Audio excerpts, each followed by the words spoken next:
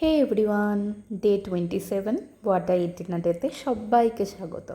আজ সকালে না তেমন কিছু খেতে ইচ্ছা করছিল না, তাই একটা কলা আর দুটো বিস্কিট খেয়েছিলাম আর জল খেয়ে নিয়েছিলাম। তারপরে সোজা চলে গেলাম লাঞ্চ করতে। লাঞ্চে আজকে ছিল এটা কুমড়ো শাক মনে হয়, কুমড়ো শাক, আলু, তারপর গাজর, অনেক রকম সবজি টবজি, চিংড়ি মাছ দিয়ে, আর সাথে ছিল সরপুঁটি মাছের কালো জিরে বাটা দিয়ে ঝোল। দেখো কত বড় মাছটা, খুব ভালো ছিল মাছটা খেতে। তারপর মাম্মি একটা চিংড়ি মাছ দিয়ে কীরকম একটা ভর্তা দিয়ে গিয়েছিলো, ভর্তাটা না খুব ভালো ছিল, বাট আমি বুঝতে পারিনি কিসের ভর্তা।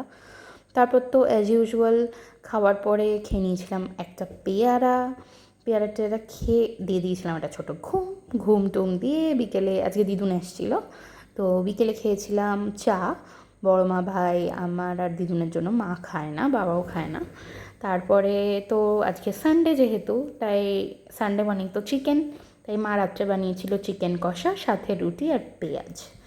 তো আজকে এই খেলাম। তো টাটা।